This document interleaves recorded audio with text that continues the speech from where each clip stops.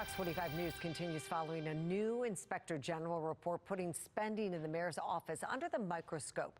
Mayor Scott has yet to face questions in person about the latest report until today. Fox 45's Mackenzie Frost tracked him down and questioned him about the use of your tax dollars.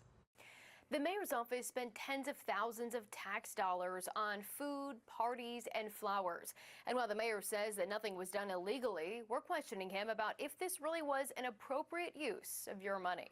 The latest Inspector General report highlights how the mayor's office is spending some of your tax dollars from mid-2022 through November 2025. More than $4,300 on catered council meetings through a card and more than $10,000 through invoices. $167,000 in transactions without procurement waivers. In the city's suite at Camden Yards and M&T Bank Stadium, $52,000 in tax dollars were spent, plus nearly $4,000 on a going-away party for Marvin James, one of the mayor's longtime allies and aides, who never actually left City Hall. Taxpayers footed the bill for his Bon Voyage event that included $2,600 for crab balls, grilled salmon and other food, $217 for a cake, a balloon arch costing $324, and nearly $400 on foam boards with James's photo on it.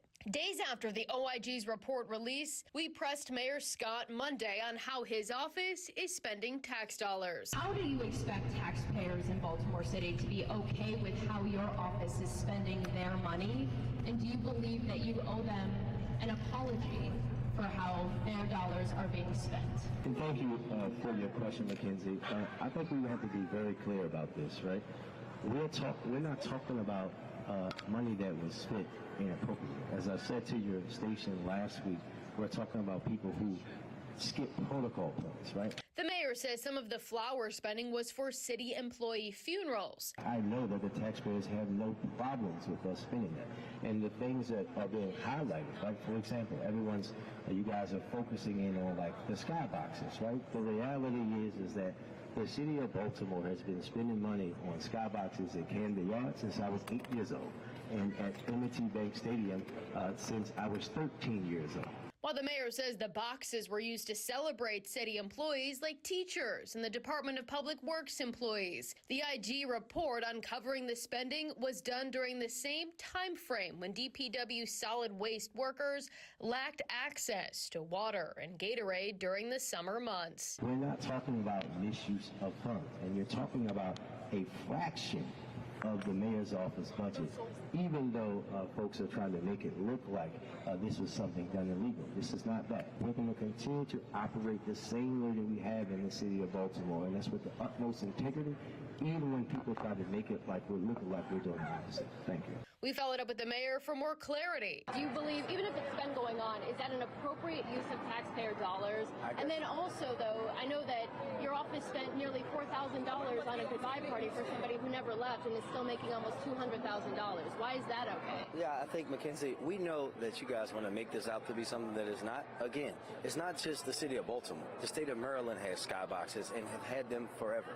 And again, you're harping on this small amount of money, which you heard again. Nothing illegal was done here. But is it appropriate?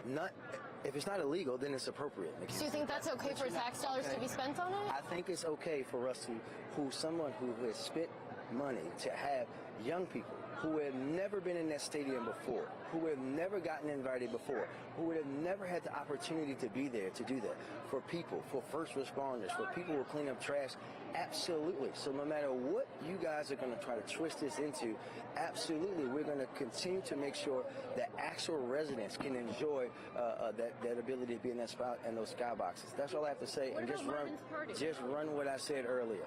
My response is what I gave you earlier. Is Marvin's party okay? No comment on his aide's party, especially since James is still earning a $190,000 salary annually. In this report, the Inspector General also noted that the findings of this latest product would have been limited given the current restrictions the mayor's office has put on her office's ability to get access to certain information. In the newsroom, Mackenzie Frost, Fox 45 News. I'm Mary Bubala. Thank you for watching. Here's another video for you to watch. Also take some time to subscribe to our YouTube channel.